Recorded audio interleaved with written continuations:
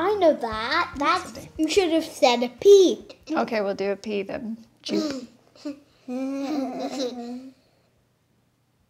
They wrote me a letter. I think it came in the mail, and it said Jude's ready to go to school, which was kind of nice because it was like, oh, they know he's ready and they know his age and everything. And it said, would you like to come and go for all the testing? So it was nice. It was having had Isabel go through. Previously, we didn't have that, and you know, it was kind of I presume a new process that worked well because you know, it was all done in one place with the people that we know. I think it was nice to sort of have, you know, the cognitive tests that they were doing, because I think if kids were able to be identified early without, you know, and maybe a little flag sort of risen at the beginning, it could help a parent, because then you would know that there was issues that you might be looking out for or that you might want to think about, without it being in a school setting where sometimes it can get lost because there's so many, or it may not be noticed because the child's so quiet, or, you know, it's not that immediate one-on-one sort of testing that was going on. So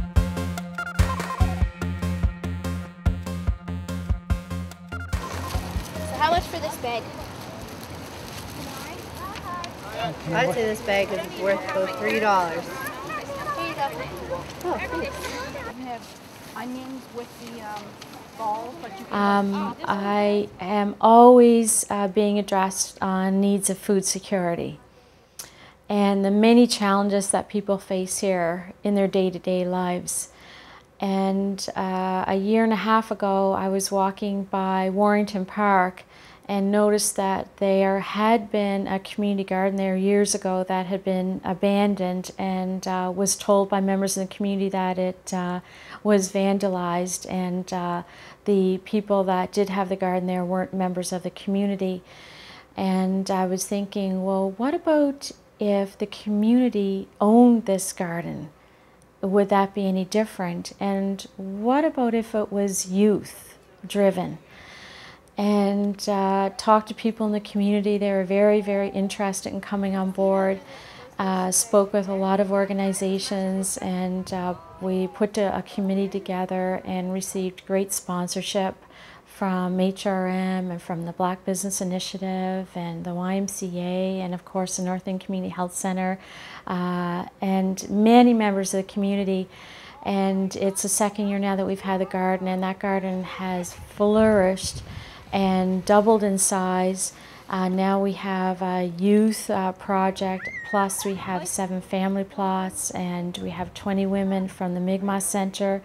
And it's really taken off within the community as far as it being a community-run project. Nutrition is my nemesis. I have really good eating habits and things. However, my children eat well, and I am really pro-organic, can't afford it. So having the garden this year was really a great opportunity for me to have organic, fresh vegetables for my children that I grew myself and was able to share with friends and the community and other community members as well. And we have had a summer camp with the kids. We grew vegetables and we sold them locally in the community at a very inexpensive price.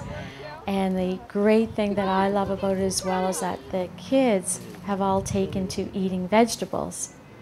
And when we had our salad day, every child was there eating a salad as well. That was in the camp. And that to me speaks volumes about the opportunities in the community, the willingness of people to take ownership, to improve their health, and that the resources that are in this community, and it's so rich here that it's great to be part of initiatives that help bring that to life. And one of the slogans we use in the garden is that it's a garden where hope blooms, and it's hope for every aspect of health and well-being.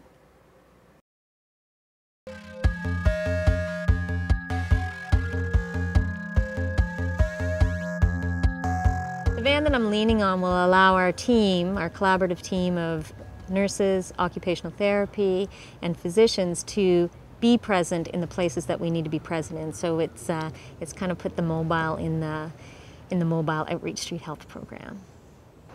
It takes the community, and that is a community of people who are homeless or people who are street involved or insecurely housed, and it kind of really examines what the context is of their lives, and we are addressing and delivering health care in reflection of that.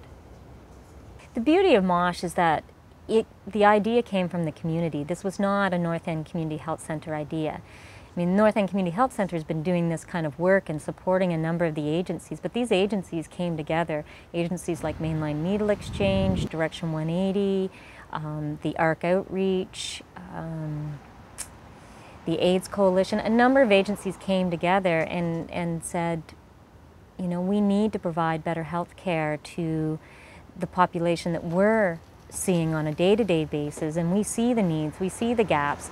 And then the North End Community Health Center steps up, as it always does, and says, you know, this is our community, and so how do we be a part of the solution?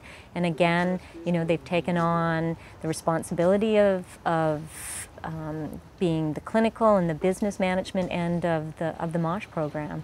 And so the community, you know, gets health care delivered within their agencies. It enhances the care and the service that they're giving by simply collaborating and partnering with the North End Community Health Center. So it's a win-win.